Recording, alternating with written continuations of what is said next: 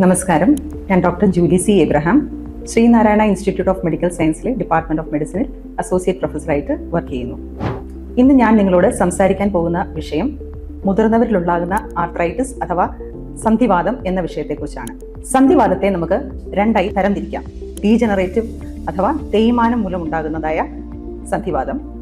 രണ്ടാമത്തേത് inflammatory arthritis അഥവാ സന്ധികളിൽ നീർവീഴ്ച ഉണ്ടാക്കുന്നതായ arthritis. മുതിർന്നവരിൽ ഏറ്റവും കൂടുതലായിട്ട് കാണുന്നത് ഈ ഡീജനറേറ്റീവ് ആർത്രൈറ്റിസ് അഥവാ തേയ്മാനം മൂലം ഉണ്ടാകുന്നതായ സന്ധിവാതമാണ്. അതിനെ നമ്മൾ കോമൺ ആയിട്ട് ഓസ്റ്റിയോ ആർത്രൈറ്റിസ് എന്നാണ് വിളിക്കാറ്.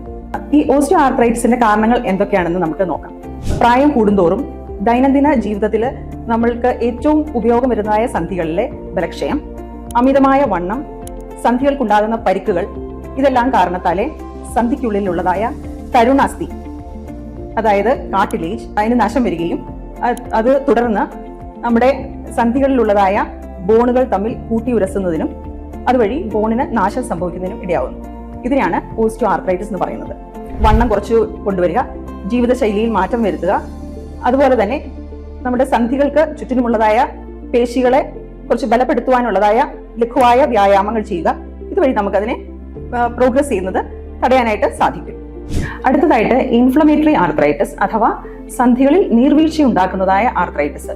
ഇതിന് ഉദാഹരണങ്ങളാണ് റുമറ്റോയിഡ് ആർത്രൈറ്റിസ് അഥവാ ആമവാദം, അതുപോലെ സോറിയാസിസ് ത്വക്ക് രോഗങ്ങൾ ഉള്ള ആളുകൾക്ക് ഉണ്ടാകുന്നതായ ആർത്രൈറ്റിസ് അതായത് സോറിയാറ്റിക് ആർത്രൈറ്റിസ്, അതുപോലെ യൂറിക് ആസിഡ് കൂടുതലായിട്ട് ഉള്ളവരിൽ ഉണ്ടാകുന്നതായ ആർത്രൈറ്റിസ്, അത് ഗൗട്ടി ആർത്രൈറ്റിസ് എന്ന് പറയും. ഈ പറഞ്ഞ ഇൻഫ്ലമേറ്ററി ആർത്രൈറ്റിസ് അഥവാ സന്ധികളിൽ നീർവീഴ്ച ഉണ്ടാക്കുന്നതായ ആർത്രൈറ്റിസുകളിലെല്ലാം തന്നെ ഉള്ള ഏറ്റവും പ്രധാനമായ ലക്ഷണം എന്ന് പറയുന്നത് രാവിലെ എഴുന്നേൽക്കുമ്പോൾ സന്ധികളിൽ മോർണിംഗ് സ്റ്റിഫ്നെസ്, അതായത് സന്ധികളിൽ മുറുക്കം അനുഭവപ്പെടുക, അതായത് സന്ധികൾ ചലിപ്പിക്കാനായിട്ട് നിവർക്കുവാനും മടക്കുവാനുമായിട്ടുള്ള ബുദ്ധിമുട്ട് അനുഭവപ്പെടുക. ഇതൊരു 45 മിനിറ്റ് മുതൽ 1 മണിക്കൂർ വരെ നീണ്ടു നിൽക്കാവുന്നതാണ്. നമ്മൾ കുറച്ച് ആക്ടിവിറ്റീസ് ഒക്കെ ചെയ്ത് കഴിയുമ്പോൾ അത് കുറഞ്ഞു വരുന്നതായിട്ട് കാണാം. ഇതാണ് ഏറ്റവും പ്രധാനമായ ലക്ഷണം. മുതിർന്നവരിലെ ഈ ഇൻഫ്ലമേറ്ററി ആർത്രൈറ്റിസുകൾ നമ്മൾ നോക്കിയാൽ ഏറ്റവും കൂടുതൽ റുമറ്റോയിഡ് ആർത്രൈറ്റിസ് അഥവാ ആമവാദമാണ് കൂടുതലായിട്ട് കണ്ടുവരുന്നത്. ജനിതക പ്രവണത, അതുപോലെ പൊല്യൂഷൻ, സ്മോക്കിംഗ്, ഇതൊക്കെ ഇതിന് കാരണമാകാം.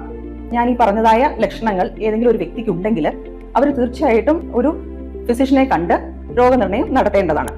അപ്പോൾ ഡോക്ടർ ഈ രോഗത്തിന്റെ ലക്ഷണങ്ങൾ വിശകലനം ചെയ്യുകയും ബ്ലഡ് ടെസ്റ്റുകളായ RA ഫാക്ടർ, anti-CCP ആന്റിബോഡീസ് തുടങ്ങിയവ നിർദ്ദേശിക്കുകയും ചെയ്യും. ശ്രീനാരായണ ഇൻസ്റ്റിറ്റ്യൂട്ട് ഓഫ് മെഡിക്കൽ സയൻസിൽ നമുക്ക് സന്ധിവാത നിർണയത്തിനുള്ള സംവിധാനങ്ങളും അതുപോലെ തന്നെ എല്ലാവിധ നൂതന ചികിത്സാ രീതികളും ലഭ്യമാണ്.